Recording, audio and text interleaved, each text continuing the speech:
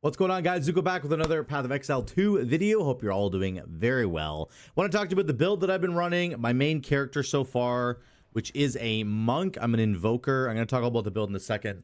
I also want to touch on, at the end of the video, the state of Path of Exile 2 right now and the difficulty that people have been having in this game. It has been a bit of a roller coaster ride in the first couple of days, and I think people are just not really understanding how tough the game is going to be, or how different the game is going to be compared to Path of Exile 1. And I think it's a really good thing that the game is actually different. But we'll get to that at the end. So at the beginning, this is the build that I'm running. It is not entirely finished. I'm not done the game yet, of course. I'm in Act 1 Cruel. I'm almost done Act 1 Cruel. I'm about to kill the Count and move on to Act 2 Cruel. So I'm actually pretty far into the game there. I'm level 53. I've got 2 ascendancies so far. I'll be working on my 3rd one soon, and I am doing the Elemental Expression Invoker build. So this build is essentially a pure freezing build, and it also incorporates a couple of spells. Most notably is Frost Wall. Now, this is a very interesting spell, and it allows us to essentially hit the wall and damage nearby enemies near the wall. Now, it is a spell, but it has a whole bunch of different functions. Number one, I've added additional chance to freeze onto my Frost Wall. So when I'm dropping this on enemies' heads and then I'm blowing it up, their freeze rate is going up really, really quickly, okay? Which is a really nice thing to do, because freezing enemies as a melee monk is a huge deal, defensively speaking. Number two, defensively speaking, the wall is a wall, and it will function as a wall, and you can sort of section off parts of the fight to help keep yourself alive, which is really cool. So a bunch of like archers are standing over here. You just section them off, and then you jump over here and you start killing whoever you want over here. Our main ability is Ice Strike, which also, of course, has a chance to freeze and does a lot of damage and dashes us towards enemies. So I'll show you the build right here. We also, of course, have Tempest Bell, which is the main ability that's going to make us do a lot of damage. But you're going to see, for the most part, enemies that I'm attacking are going to be frozen and exploding, right? They're going to be frozen all the time. My ability to instantly freeze enemies is basically always there. And the tools that I have at my disposal, of course, are the wall and Frost Strike itself. I'm going to back up here. A lot of archers in there. We'll put the bell in, and then we're going to mash up the bell. Back up a little bit here. Put some more Frost Walls up. This looks like a really tough enemy, to be honest. I'm going to wait for them to get over here. Dash in. So there's a lot of mobility with this build, and you can essentially use that to your advantage to not, of course, get hit by enemies very much. I'm just going to keep putting walls up here to keep this guy pinned in. This is there's a rare enemy that I just smoked, a very annoying rare enemy, actually. So you can see that is how the build kind of functions. I was going to use that later, but we're just going to chuck it. That's kind of how the build functions. You want to put up walls to section enemies off, and you want to make sure that you are obviously stopping yourself from getting hit by ranged enemies, but also you can drop this directly on top of bosses, and it will do a lot of extra damage to them. You can also drop it on top of your bell, and then you can freeze enemies right inside the bell. So you're kind of dropping like 2 objects on the ground, and then you're playing around those objects that you've dropped, i.e. obviously the bell and the wall. So it's very interesting. I'm going to show you how it looks on a boss fight. Let me just find the boss in this area. Okay, I found the boss. We're going to do the Candle King here. And I'll try and show you the interaction between enemies that, like Frost Wall, essentially, and enemies that can't be stunned, or cannot, like where Frost Wall won't hold them back. So here we're doing a lot. See how much we froze them there? And then the damage that we're doing. Frost Wall instantly explodes when you use it like that on an enemy who can basically not be actually stopped by it. He's kind of an unstoppable enemy, right? And so Frostwall ends up doing a crazy amount of damage because he can't be stopped, and it ends up freezing him a lot, and we stunned him right there. Our damage is absolutely crazy. You can see this is just kind of how it works. So on bosses especially, you get this extra layer of damage and freezing from Frostwall itself. Normal enemies basically can't you know, get through the frost wall, so you have to blow up the frost wall to damage them. But on boss fights, they can get through it, and so you just get to do lots of extra damage in freezing like that, which is really cool. It ends up actually doing a crazy amount of damage to bosses, a very surprising amount with a Denver. I know that's kind of a, I'll come back and get that.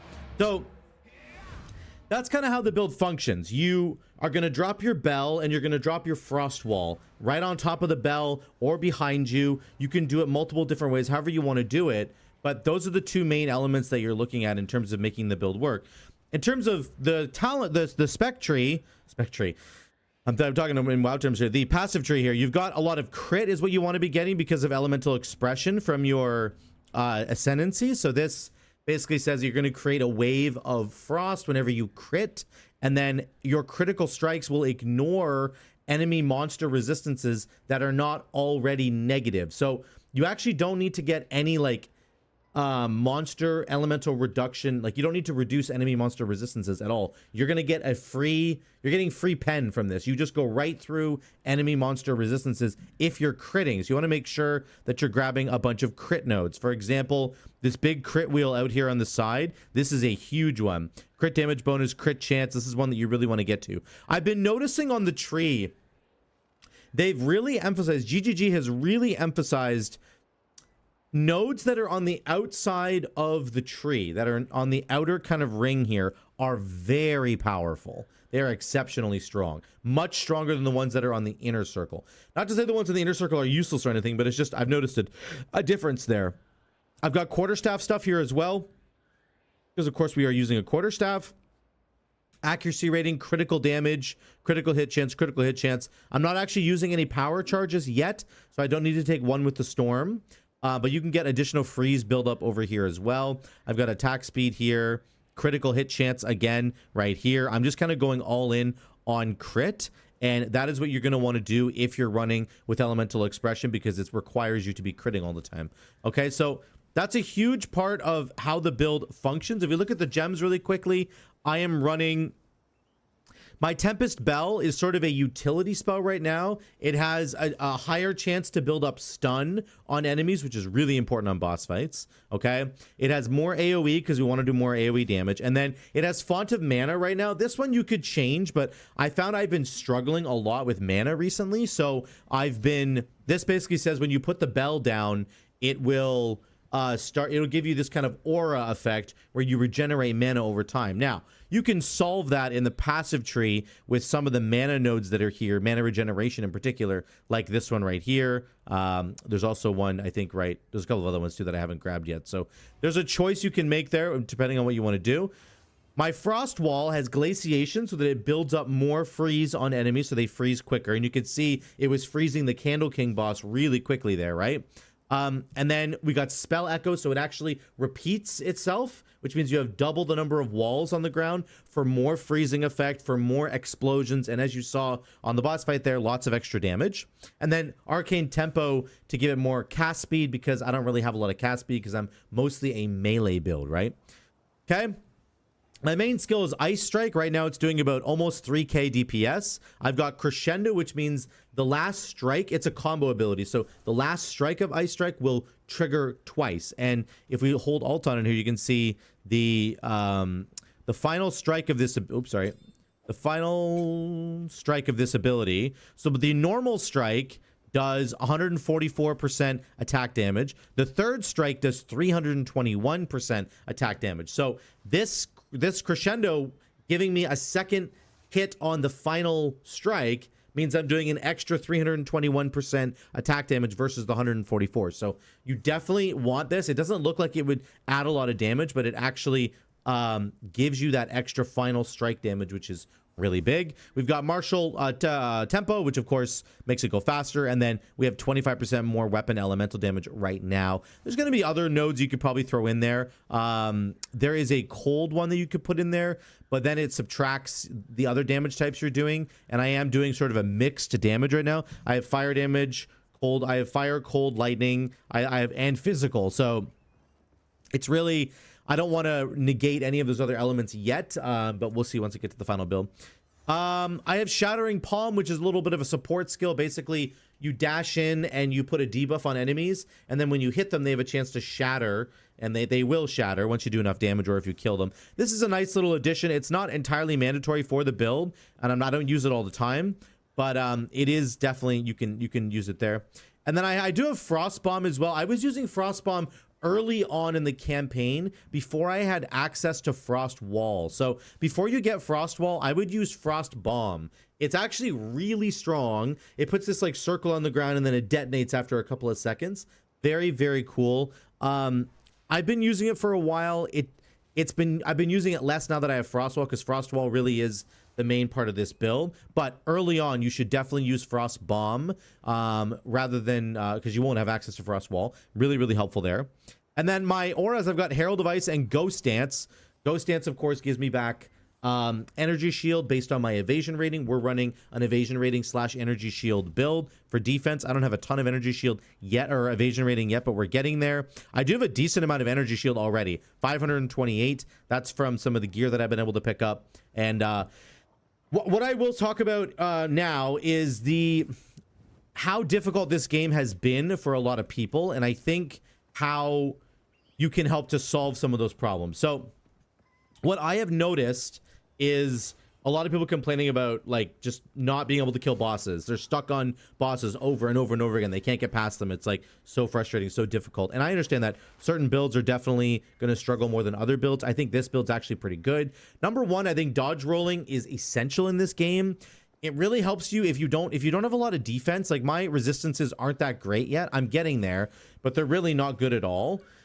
You know what's better than having resistances? Just not getting hit at all. And you can dodge out of most abilities in the game. You just have to be willing to make the fight extend a little bit longer and to respect the mechanics and dodge out of the way so that you don't end up dying to a mechanic. So your dodge roll is kind of your best friend, and especially for melee characters, I think it's a little bit easier because they're really, really close to the enemies, and the enemy can do like an auto attack swing and you just dodge right away, and then boom, boom, boom, you start hitting them again with your abilities, and then, you know, back and forth that way. So that's the first thing I would say to help fix some of the problem. Make sure you're dodge rolling. Basically, every major ability that a boss throws at you, you should be dodging it. You should basically never get hit at all.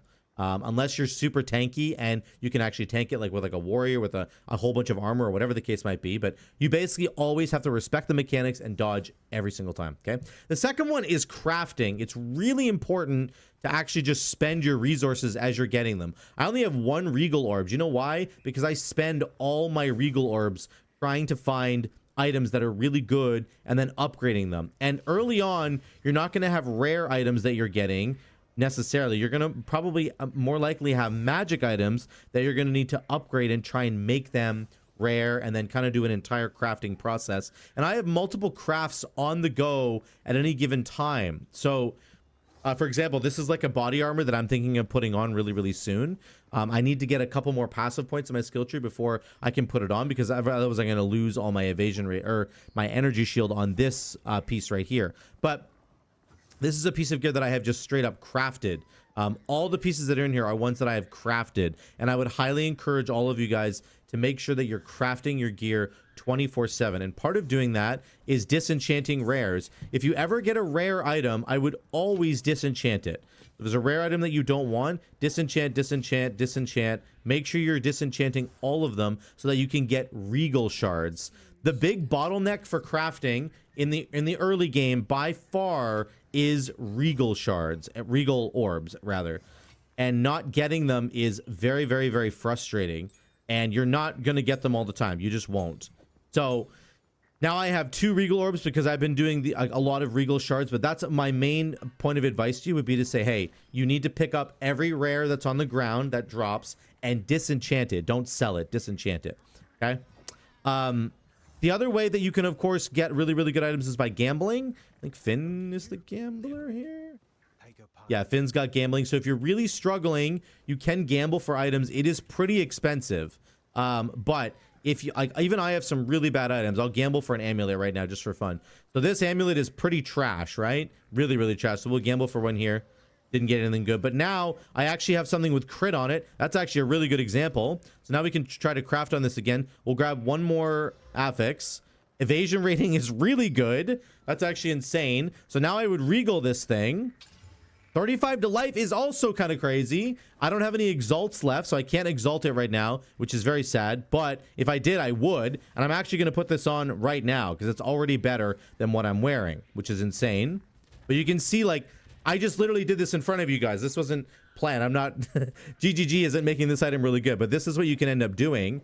And our evasion rating went up to 49%. We lost some lightning res, so that's not good. We'll have to try and shore that up later. But for now, that is a better item. And this is an example of what you can do.